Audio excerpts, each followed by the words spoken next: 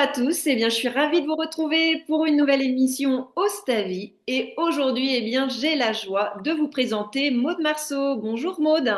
Coucou, j'espère que ça va. Merci pour ta proposition. Moi, je suis ravie de t'accueillir. Alors, pour te présenter, je vais te présenter, puis après, si tu verras s'il y a des choses à rajouter, bien comme ça, tu pourras les rajouter. Donc, toi, tu as commencé bien vraiment très jeune à travailler sur tous les schémas et blocages familiaux afin de se choisir et de préserver son enfant intérieur. Tu es aussi coach thérapeutique, thérapeute intuitive. Tu as aussi peut-être des formats, des programmes en ligne. Tu vas pouvoir peut-être nous en parler. Est-ce que là, tu as écrit aussi un premier livre qui s'appelle La résilience, donc tu es auteur. Aujourd'hui, on va parler aussi de ton second ouvrage qui s'appelle Réveille ton pouvoir intérieur. Regardez la couverture, elle est belle, hein. Ah ouais, franchement, elle est, ouais, franchement, à la base, on n'était pas parti pour cette couleur et franchement, ouais, j'aime beaucoup. Aux éditions Le Lotus et l'éléphant pour découvrir les clés pour passer de la guérison à la transformation. Avant de parler du livre, justement, est-ce que tu voudrais nous partager un peu plus ton parcours, d'où tu viens, qu'est-ce qui Ouais. t'anime? Alors, pour faire court, je considère ne pas avoir vraiment eu d'enfance. J'ai eu une vie enfant très compliquée. J'ai démarré la vie d'adulte sans savoir qui j'étais. Par surprise de la vie, je suis devenue maman. Et en fait, à partir du moment où je suis tombée enceinte, j'ai été confrontée à toute ma vie. Et il y a une question qui subsistait quand j'étais enceinte, c'est qu'est-ce que je vais faire et est-ce que je vais reproduire? Et en fait, à partir de ce moment-là, bon, on se remet en question. Et là, je suis rentrée dans tout un processus déjà. J'ai profité de ma fille pendant un an. Je me suis lancée à mon compte dans un premier temps pleinement sur la voyance. Et plus le temps passait, plus je me disais, mais en fait, il faut donner du sens à sa pratique. Parce que des gens qui sont pas bien, tu peux pas juste leur transmettre leurs difficultés. Donc, j'ai commencé vraiment à faire un processus sur les autres, mais en fait, ça passe d'abord sur soi. Et quelques années après est venu le besoin d'écrire donc un livre sur la résilience qui a été un vrai chemin difficile pour moi. Alors après, ce qui est apparu après, donc je te l'avais pas dit, c'est que j'ai écrit un second livre dans la foulée que je n'avais jamais sorti parce que je n'étais pas satisfaite de ma maison d'édition de l'époque et je l'ai sorti là, il n'y a pas longtemps. Donc effectivement, officiellement, Réveille ton pouvoir intérieur est le troisième. D'accord. Aujourd'hui, j'ai besoin, je pense, de faire comprendre aux gens qu'on peut vraiment partir de rien et qu'on peut réussir. Alors oui, c'est de la sueur, c'est de la difficulté, c'est de la confrontation à soi en quelque sorte, mais c'est vraiment toute l'envergure de ce que j'ai entrepris jusqu'à maintenant a été autour de ça. Transmettre aux gens cette soif de vivre et de se dire en fait, il y a toujours un moyen de rallumer la flamme en soi, quoi qu'il en soit. Wow. On sent en tout cas que ça vibre à l'intérieur de toi. On sent Ah bah, l'expérience. Voilà. Et puis tu nous livres hein, tes expériences aussi ouais. dans le livre. Euh, Comment il est né alors ce livre? En fait, est-ce que ça a été dur à écrire? Est-ce que ça a été limpide? Alors, ça a été le plus fluide parce que je me suis moins dévoilée dans celui-là que les autres. Les autres sont plus considérés comme des livres autobiographiques puisqu'il y a beaucoup plus de matière par rapport à mon histoire. Celui-ci a été plus difficile parce qu'il m'a confrontée à ma légitimité de me dire je suis à la hauteur d'écrire un livre qui transmet et qui, alors j'aime pas le terme, mais qui enseigne, qui donne pas un code de conduite, mais un code qui peut fonctionner. Donc ça m'a fait travailler ma légitimité à me dire aujourd'hui, est-ce que je peux vraiment porter cette casquette? Parce que les mots ont un impact sur les gens et on peut pas dire n'importe quoi. En tout cas, on ne devrait pas. Et c'est ça qui m'a confrontée dans ce livre. Et en fait, il est né parce que j'ai adoré écrire les deux premiers. Après, je me suis laissée dépasser par l'évolution du pro et le fait que j'étais beaucoup débordée. Et à un moment donné, je me suis dit non, c'est vraiment la direction que je veux emprunter. C'est-à-dire que j'ai fait plein de choses. J'ai beaucoup aimé tout ce que j'ai fait jusqu'à maintenant, mais être auteur, je me vois finir ma vie ainsi, clairement. Ah, c'est beau, hein. Et voilà, on sent que c'est tous ces petits pas que tu as mis et maintenant c'est de transmettre plus par l'écriture. Il y a des gens, tu vois, qui préfèrent des fois transmettre plus par des conférences, des ateliers. Et toi, on sent, c'est ce que je sens, hein, tu te sens vraiment auteur, quoi. Ah, c'est les mots. J'ai une passion pour les mots. Franchement, j'ai pas été très études. J'ai beaucoup galéré au niveau des études, mais moi, c'était un bac L. Donc, j'étais déjà un peu dans cette direction des mots malgré moi. C'est-à-dire que je voulais pas faire un métier initialement qui se rapprochait de ça. Et la vie m'y a emmenée par la force des choses. Être maman, ça a vraiment tout remis en question. Et oui, j'aime mon métier. Et de fond en comble, tout ce que je fais, j'y suis pleinement alignée. C'est-à-dire que c'est un métier passion. Dans mon cas, c'est vraiment, je suis pleinement à ma place. Et tu fais plusieurs choses, tu me disais, en fait, t'aimes bien, en fait, avoir plusieurs centres d'intérêt, Alors, est-ce que tu pourrais nous en dire un peu plus? Quels sont tes centres d'intérêt? Eh ben, il y a la voyance, il y a l'apprentissage des cartes, c'est-à-dire que j'ai une petite académie en ligne qui donne un cursus sur un an et en fait, tous les 15 jours, c'est un nouveau format à découvrir, c'est une nouvelle pratique à appréhender. J'ai fait la même chose sur une transformation profonde, c'est-à-dire que je propose un an où en un an, tu vis une véritable transformation et de véritables prises de conscience qui vont te permettre vraiment de recréer une fondation de vie qui est beaucoup plus saine. À côté de ça, bah, je fais des accompagnements privés et j'essaye vraiment sur les réseaux d'influer quelque chose qui soit authentique. C'est-à-dire que on a quand même une énergie au-dessus de nos têtes qui nous est quand même beaucoup commune sur des fonds de situations qu'on va se retrouver à travailler. Cette pleine lune va nous faire travailler telle chose. En ce moment, l'énergie nous amène à tel endroit. Et j'aime beaucoup faire ça parce que il y a des gens, en fait, ils ont la capacité de se remettre en question, mais parfois, il y a des petits détails qu'ils captent pas. Et quand tu leur donnes ce petit détail, il y a tout qui prend sens dans leur tête. Et moi, j'adore parce qu'ils peuvent suivre le chemin par eux-mêmes. Mais c'est le petit mot, c'est la petite énergie que tu comprends qui fait la différence. Et j'adore aussi faire ça. Ouais, j'ai besoin de toucher à tout. Faire une seule chose, je m'ennuie un peu trop. Oui, c'est ça, on sent, ouais, et c'est aussi de se dire que c'est OK de faire plusieurs choses. On n'est plus Ouais. obligé de faire le ou, mais on peut être dans le et en fait, après, tu vois qu'il y a un fil conducteur et que tout se rejoint. Donc, mais au moins, t'as pas cette monotonie et de se dire, tu pourrais pas parce que c'est pas toi. Bah non, et c'est vrai que ça a beaucoup. Les gens parfois ont un peu de mal à me suivre parce que bah je suis médium à mon compte et en même temps j'écris des livres et les gens des fois n'arrivent pas à comprendre. Mais c'est pas limitant. En fait, c'est pas limitant. C'est bien de pouvoir se donner une liberté d'être et de ne pas chercher à se ranger dans une case absolument. Moi, quand on me demande ce que je fais dans la vie, j'avoue, je sais pas quoi répondre. Bah je suis à mon compte. Voilà. Voilà. Au moins, comme ça, tu englobes. Et puis, si les gens veulent un peu plus de renseignements, tu développes. Ouais, voilà, ouais. Et alors, le choix du titre, Réveille ton pouvoir intérieur, comment il est venu, comment ça. Alors là, pour être très transparente, ça a été vu avec la maison d'édition. Alors, je me rappelle plus, moi, j'avais pas choisi ce titre. Mais en fait, initialement, en discutant avec mon éditrice, j'avais trois projets en cours. Parce que du coup, qui dit multifonction dit toujours démarrer plusieurs choses. J'avais trois débuts de livre. Et en fait, elle me dit, non, mais franchement, les trois, t'en fais un. Ok. Donc, ok. Soit. Et en fait, la ligne conductrice, ça a été vraiment le cheminement de notre vie. C'est, bah, comprends ta vie, 15 ans des compréhensions, et après, transforme-la en magie et crée ta transformation intérieure. Et pour moi, en fait, c'est vraiment un pouvoir qui nous est propre. Et effectivement, quand on m'a proposé ce titre, ça m'a beaucoup parlé parce que, en fait, il s'agit de notre propre pouvoir dans les points de regard, dans notre pouvoir d'action, dans notre manière de percevoir et de penser. Et en fait, ça englobe un peu tout ça, quoi. Ouais, c'est vraiment le point de départ, comme tu dis, Ouais, hein. Tout ouais, part de soi, donc c'est d'aller, mais ça, c'est pas toujours facile, hein, d'aller à l'intérieur de soi. C'est tellement plus facile d'aller dire à l'extérieur, fais ci, fais ça. ouais. euh, donc c'est bien d'avoir fait un livre sur ça. Et alors, à qui il s'adresse, à qui, quand tu l'as. Il s'adresse à toute personne qui a envie d'aller au-delà de ce qui est bloquant de l'intérieur. Ça veut dire que si tu lis ce livre par curiosité, je ne suis pas certaine qu'il puisse apporter grand-chose. Je pense qu'il faut avoir envie de mieux se comprendre, d'être une meilleure version de soi, mais sans jugement. Moi, personnellement, si j'ai acheté ce livre, c'est que j'aurais envie de me révéler à moi-même. C'est que j'aurais envie de simplement avancer dans ma vie dans un meilleur épanouissement, dans une meilleure sérénité, de me sentir plus légère, peut-être. Donc voilà, si ça vous parle, hein, ce que dit Maud, eh bien, vous voyez, ça peut résonner en vous pour le fait de dire, bah, j'ai envie d'aller plus loin. Et tu traites différents sujets. Il y a les traumatismes, les croyances imitantes, les schémas, les opportunités. Et je me suis arrêtée plus sur la nuit noire de l'âme. Oui. Des moments où plus rien ne fait sens et on doute de tout et surtout de soi. Voilà, Ouais. le but, c'est pas d'aller voilà, faire tous les chapitres, mais je voulais juste en sélectionner un pour que tu nous donnes un petit peu bah, voilà, ton ressenti. Et voilà, mon regard s'est porté sur ce chapitre. Est-ce que tu aurais envie de nous en dire plus? On a beaucoup parlé de ce chapitre parce que je pense qu'on a entendu tout et rien sur la noire de l'âme, mais en fait, aux yeux de beaucoup de personnes, c'est un sujet qui n'est pas très concret. Et moi, dans ce livre, je voulais absolument être plus concrète.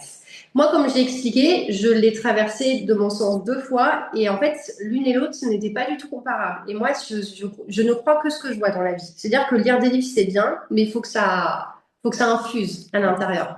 Et la lumière de l'âme, j'ai ressenti le besoin d'en parler parce que je pense qu'on est beaucoup plus qu'on ne le pense à la traversée, mais que, comme beaucoup de fois, on n'a pas forcément besoin de poser des mots. Et je voulais vraiment exprimer aux gens ce qu'on traverse de l'intérieur. Il ne s'agit pas d'une situation concrète qui doit prendre tel visage, qui doit démarrer de telle manière. C'est vraiment juste une sensation que tout s'effondre. Et ça peut être autant dans la matière que dans l'émotionnel. Moi, la seconde fois que je l'ai traversé, il n'y avait rien dans la matière qui n'allait pas. C'était une période où tout allait très bien. Mais il y a un truc en moi qui s'est effondré. Il y a toutes les vérités qu'on sautait. Et en fait, c'est comme si je n'avais plus rien sur lequel me raccrocher émotionnellement parlant. Et pour moi, ça, c'est un effondrement. Mais c'est un effondrement qui n'est pas palpable, mais que toi, tu ressens. Et c'est tout aussi légitime à considérer que c'est un effondrement. C'est pas toi qui va pas bien. Voilà, faut pas se pointer du doigt en se disant, bah, de toute façon, j'ai tout pour être heureuse, je suis incapable d'être heureuse. Mais en fait, parfois, quand une vérité tombe, bah, ça peut être une vraie fondation de vie, en fait. Et ça, je ressentais le besoin d'en parler parce qu'on se raccroche trop au visage que les choses prennent, alors que c'est ce qu'on ressent qui est à prendre en compte. C'est pas la matière, c'est ce qu'on ressent. Et alors, qu'est-ce que tu aurais envie de dire aux personnes qui bah, justement sont dans cette situation? Qu'est-ce que pour les... Et ben moi, le conseil que je donne, c'est ne luttez pas. Quand on lutte et quand on renie les choses et qu'on essaye par-dessus tout juste d'aller bien, ben en fait, on snob tout ce qui se passe au cœur du présent et tout pendant qu'on snob ce qui est, ben en fait, ça va être encore plus fort. Et moi, j'en suis sortie à peu près indemne parce que j'ai pas lutté. Parce que, ok, tout s'est effondré. Ok, il faut mettre la main à la pâte. Alors, c'est reparti, on recommence. Il y a vraiment ce mot d'acceptation, en fait. C'est Ouais. Et- mais le mot d'acceptation est là sur tellement de choses. oui. Mm. C'est l'accueil. Dans l'énergie, c'est soit on accueille ce que ça vient infuser, soit on n'intègre pas. De toute façon, on est beaucoup là, généralement. Mm. Donc voilà, de toute façon, des fois, en fait, après, je pense que c'est bien d'avoir ces mots, mais après, c'est de vous donner, comme ça, si jamais vous allez vivre cette expérience, eh bien, au moins, vous pouvez vous raccrocher, voyez, de se dire que, ben, il y a d'autres personnes qui ont peut-être vécu cette expérience et de voir, eh bien, que vous n'êtes pas seul et Ouais, de voir que si les personnes ont déjà fait le chemin, eh bien, ça peut permettre d'aller, bah, vous, de vous raccrocher et d'aller un peu plus vite par rapport bah, justement, à pas non plus descendre encore plus bas. Donc merci pour ton partage. là, c'était pour ça, en fait. Je pense que quand on nous voit en tant que professionnel, Mm. on nous voit toujours un peu infaillible. Non, mais de toute façon, si elle le fait pour les autres, sa vie est géniale. Non, en fait. Non, non, clairement, je traverse des moments qui sont tout autant difficiles. Moi, j'essaye de le montrer des fois. J'essaye de faire comprendre aux gens que c'est OK de ne pas être bien. Alors, bien entendu, je raconte pas ma vie sur les réseaux, mais je voulais, dans ce livre, être plus transparente en disant, bah, en fait, je fais les mêmes erreurs que vous. Je me prends des claques autant que vous. Moi aussi, je me fais larguer. Moi aussi, j'ai mes déceptions. Et c'est pas parce qu'on a tous les enseignements qu'on arrive toujours à se les appliquer aussi bien. Et je pense qu'on a besoin de les traverser nous-mêmes pour mieux comprendre l'être humain et pour mieux l'accompagner. Et je pense que c'est encore plus difficile pour nous parfois de ce point de vue-là. Ouais, et c'est vrai que je te rejoins tout à fait, hein, parce que quand tu as cette étiquette des fois de thérapeute, eh bien, tu es au-dessus de tout, mais non. Et Non. heureusement encore, parce que si ça serait justement, ce serait même pas très, très bien de se dire que voilà, tu as déjà tout vécu, tu as déjà tout fait et que tu as toutes les réponses. Non, c'est aussi bah, d'avoir cette transparence et de dire que bah, tu vas vivre les expériences, sauf que tu as peut-être une boîte à outils maintenant qui fait que bah, tu vas pouvoir eh bien, surmonter ou que tu vas apprendre et c'est comme ça que tu vas aussi pouvoir eh bien, après mieux accompagner les personnes qui viendront à toi. C'est ça. Moi, je pense que vraiment, on traverse beaucoup de situations pour aussi pouvoir accompagner l'autre ensuite, pour pouvoir vraiment le comprendre d'un point de vue humain. Ouais. C'est clair, je suis passée un peu par les mêmes expériences que toi et effectivement, des fois quand on est dedans, on se dit mais pourquoi moi et tout. Et après, on voit le cadeau caché, mais Ouais. pas sur le moment, mais après, il est là et on se dit bah voilà, après on a fait le chemin, on a utilisé les outils et on a cette connaissance parce qu'on a fait les formations. Mais même moi, tu sais, je pouvais avoir fait plein de formations, avoir plein d'outils. Mais tant que la vie t'a pas donné l'expérience, bah tu les as sans vraiment je veux dire, t'en imprégner. Bah Et, oui, et et c'est c'est ça en fait. Moi je trouve que c'est bien, je lis beaucoup, mais en soi, pendant que tu l'as pas vécu, il y a des choses que c'est pas palpable en fait, c'est là sans être là. Parler de la dépendance affective quand tu l'as lu dans des livres, ok d'accord, tu peux à peu près la cerner chez les autres, machin et tout, mais quand tu l'as vécu, les mots que tu vas poser pour quelqu'un d'autre vont être beaucoup plus justes et il y a vraiment un vrai contact qui s'établit entre toi et la personne que tu accompagnes. Et je pense que la personne se sent 3 fois plus comprise et il y a un autre truc qui se passe clairement. Ouais, c'est clair, ça se passe à un autre niveau, donc Ouais, c'est pas toujours facile, mais ça permet de grandir, déjà d'apprendre à se connaître et après bien de pouvoir mieux accompagner l'autre. c'est Euh, ça. Après, tu sais, j'ai bien aimé une phrase que tu as mise qui dit être spirituel ne signifie pas être perché sur un arbre et chantonner la maladie de l'amour dans un ciel rose et un soleil en forme de smile. J'ai Ouais. vraiment adoré ce côté de réalisme spirituel parce que effectivement, on le met aussi à toutes les sauces, hein. Alors, est-ce que tu pourrais nous en dire plus, hein? Bah, en fait, j'ai écrit cette phrase parce que moi, j'en suis passée par là de vraiment être, à un moment donné, quand tu évolues dans la spiritualité, je trouve que le piège, c'est d'être tellement perché, de tout analyser. Tu vois une heure miroir, bim, t'es déjà en train d'ouvrir le livre pour regarder c'est quoi. Tu croises une plaque avec tel numéro, bim, c'est un signe, machin et tout. Mais en fait, quand tu ne vois que ça au travers de ça, tu passes à côté de la vie. Et être spirituel, bah, ça change rien. En fait, être spirituel, c'est juste une ouverture de soi à avoir un état de conscience plus élevé, à se donner l'occasion de mieux s'accompagner et de mieux prendre soin de soi. Mais en fait, la vie reste la vie. On a choisi de s'incarner dans une matière et cette matière, en fait, on en a besoin. Donc, c'est vraiment, voilà. Enfin, moi, je suis spirituelle, mais dans la vie de tous les jours, franchement, enfin, moi, je parle jamais de mon métier, je parle jamais de spiritualité. Si je porte des pierres 3 fois par mois, c'est très bien. Si j'allume de la sauge 2 fois par semaine, c'est très bien. Voilà, enfin, on n'est pas obligé de s'enfermer dans des codes, des habitudes, des rituels, des bulles des protections dès que tu mets le pied dehors, redouter toutes les énergies environnantes. En fait, il faut se faire confiance. La spiritualité, c'est juste s'écouter et tu as des outils en plus, tu as des compréhensions en plus, tu t'en sers pour être plus heureux et pour être plus en phase et à ta place dans ta vie, et c'est tout. Ouais, bravo, merci pour ton partage parce que je pense que ça fait du bien, tu vois, parce qu'effectivement, souvent, après, c'est comme s'il y avait deux mondes et que Ah, tu c'est peux être clair. que dans l'un et pas dans l'autre. Et surtout, tu vois, voilà, puis se mettre les gens dans les cases, j'aime pas non plus. Non. Et c'est de dire, et comme tu l'as bien dit, en fait, on est incarné, on est sur Terre, donc c'est bien d'avoir les pieds sur Terre. On peut avoir un peu la tête dans les nuages de temps en temps, ça fait du bien, mais pas tout le temps. Mais de trouver ce juste milieu aussi. Ouais. Ouais, il y a un moment donné où je cherchais, je me disais, si je travaille sur tous mes blocages, j'aurais une vie un peu plus calme. Et en fait, je me suis rendu compte que tu fouilles et tu refouilles et tu en as d'autres. Et en fait, c'est sans fin. C'est sans fin. De toute façon, on passera toute notre vie à cheminer sur soi à partir du moment qu'on en a ouvert la porte. Et moi, ce que j'ai compris avec le temps, en tout cas, c'est ma croyance, c'est que dès qu'on a quelque chose à travailler, la vie nous montre au travers d'une expérience. Donc, en fait, en accueillant ton présent, en l'écoutant parler et en vivant avec lui, tu as toutes les clés. Tu as tout ce qui est à faire ou pas. Donc, pourquoi chercher plus loin quand ça peut être simple? Je pense qu'on va chercher trop compliqué. Dès qu'on met un pied dans la spiritualité, on cherche trop compliqué et on passe à côté du message de fond. On se complique la vie, en fait. Ouais, j'aime bien te dire, en fait, pour moi, tu vois, l'expérience, c'est la vie, en fait, c'est le Ouais. quotidien. Et comme tu dis, bah, si on se met des œillères pour tout, eh bien, on va pas. Et si on est en train de voir une signification à tout, ah, c'est aussi. Ben, on complique. On complique, en fait. C'est comme si tu faisais une tonne de calcul pour une addition. Ben, en fait, tu sais quoi, fais juste l'addition. On va pas chercher le piège, il n'y en a pas. Voilà. Tu vois, c'est clair, simple, précis, ce que Bah j'aime. oui, mais bah, de toute façon, je pense qu'il faut pas faire compliqué, même dans la voyance.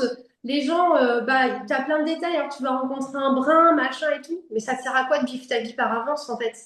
Tu consultes, c'est que tu as des blocages et qu'il y a quelque chose que tu comprends pas. Ok, on va comprendre ce que tu comprends pas. Mais les domaines qui vont bien, pourquoi aller chercher par curiosité? Pourquoi se compliquer la vie pour découvrir au final des choses qui peuvent peut-être t'angoisser et te faire peur avant le moment T? Bah, ça sert à rien. Tu es dans le contrôle, tu te fatigues l'esprit pour rien et t'es pas en train de vivre. Mm. Donc, promener la vie comme elle vient, j'ai envie de dire. Ah, c'est déjà pas mal en fait. Le présent est déjà. C'est bon, on a déjà pas mal sur le présent. Pourquoi aller courir? Voilà. Donc merci pour ton partage parce que je trouve d'avoir ce côté, tu vois, voyance et de l'amener différemment, d'y amener du sens. Ouais. plus donner des informations pour donner des informations, pour assurer ou pour après la personne. Donc c'est vrai que on voit ta spécificité. Donc merci, Oui. merci Bah beaucoup. après, moi, ça m'a fait du tort, hein. Je le sais qu'aujourd'hui, en comparant aux autres, on me dit, on pourrait dire, ouais, elle, bah, les vocaux sont moins longs, il y a moins de matière. Mais je leur dis, en fait, parfois, il vaut mieux moins de matière, mais de la matière qui a plus de sens et qui va plus impacter. Donc, effectivement, moi, je me suis tiré une balle toute seule, mais j'ai au moins la fierté de me dire bah, que ce que je fais est légitime, en fait. Donc, One Life, tout est juste. Donc, j'ai accepté l'idée que ma pratique puisse finalement être moins valorisée, mais de me dire les gens qui viennent vers moi ont compris ça. Mm.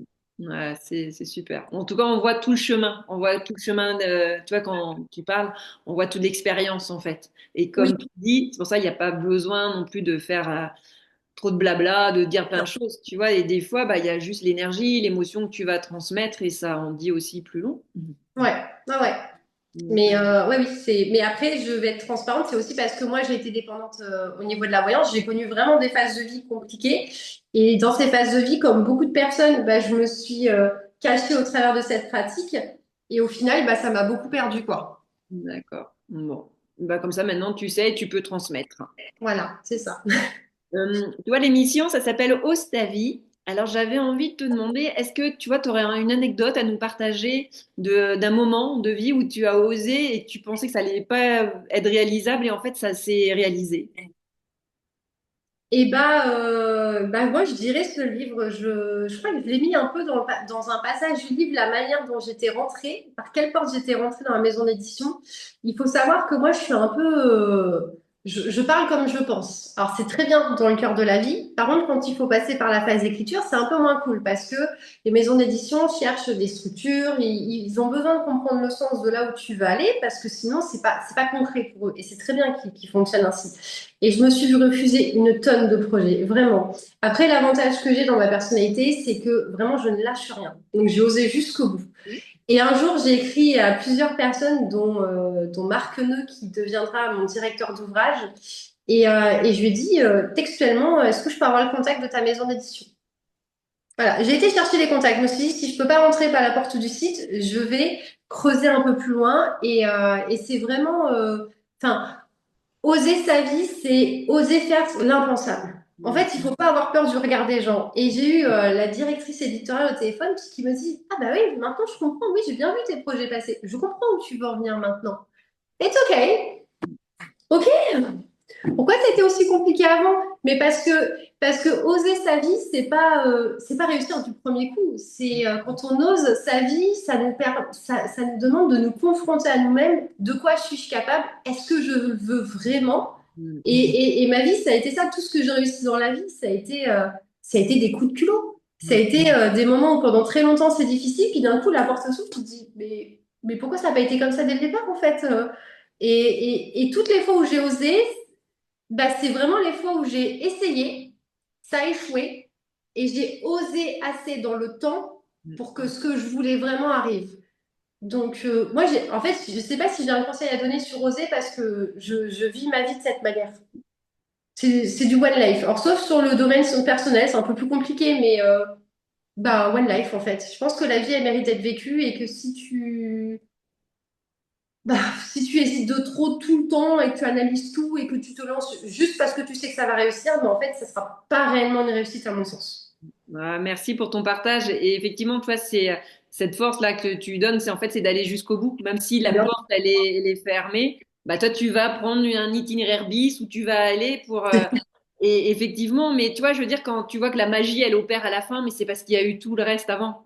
Mais oui, et puis je pense que quand tu sais réellement ce que tu veux, c'est pas parce que c'est long que c'est un échec. Et à chaque fois, c'était pile ce que je voulais. Moi, à la base, moi, c'était le lotus et l'éléphant que je voulais, hein. J'ai vraiment j'ai démarché beaucoup de maisons d'édition et franchement, j'ai atterri là où je voulais en finalité. Là, la maison dans laquelle je suis, 3 ans de recherche. Par contre, c'est la meilleure de toutes que j'ai visitée. Et je l'ai obtenue en 2 minutes au téléphone. Mm. Alors que je me suis fait rejeter pendant des années par rapport à cette situation d'auto-entrepreneur. Mm. Tu vois, donc Donc, tu sens vraiment ta détermination, ta persévérance, et que le chemin, il peut être long, mais toi, tu ne lâches pas. Bah non. Et puis, c'est la vie, en fait. Sinon, ce serait pas une réussite. Si c'était simple, on parlerait pas de réussite. Les gens veulent réussir. Bah oui, ok. Bah tiens, retrace les manches, retrousse les manches et n'aie pas peur de les salir.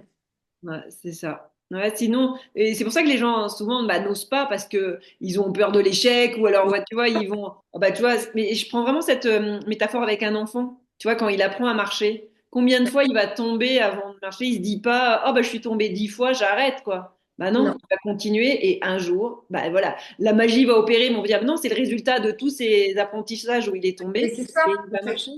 Et mais quand on vient adulte, c'est comme si, tu vois, voilà, tu as un échec, tu as deux, ah, c'est fini, hop, on arrête le projet, on n'y croit plus, on passe au suivant. Et on va comme ça, on peut aller aussi d'échec en échec parce qu'à chaque fois, le cerveau, il va pas intégrer une réussite ou d'aller jusqu'au bout Ouais. du projet. Donc, Ouais. Mais moi, je pense que vraiment que l'échec fait partie de la réussite. je suis Toutes les d'accord. personnes qui m'ont inspiré et qui m'inspirent au quotidien sont des personnes qui se sont pris mais un nombre de murs incalculable.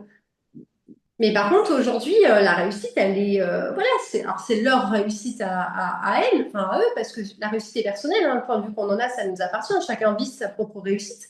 Mais pour moi, ça fait partie du chemin. J'ai écrit 2 livres que j'ai eu du mal à mettre en valeur, mais aujourd'hui, c'est pas parce qu'ils sont pas mis en lumière que demain, ce ne sera pas le cas, en fait. Tout arrive toujours au parfait timing, et moi, je ne regrette pas, je me dis, bah oui, certains chemins sont plus difficiles, et bah soit, soit. Ouais, c'est bien. Et tu vois, j'avais entendu une fois, c'était un Américain qui disait échoue et échoue vite. C'est Oui. vas-y, tu vois, parce que tu vois, je pense, aux États-Unis, ils n'ont pas tout à fait la même façon de voir les choses. Et en fait, eux, ils sont plus sur l'expérience que sur les diplômes.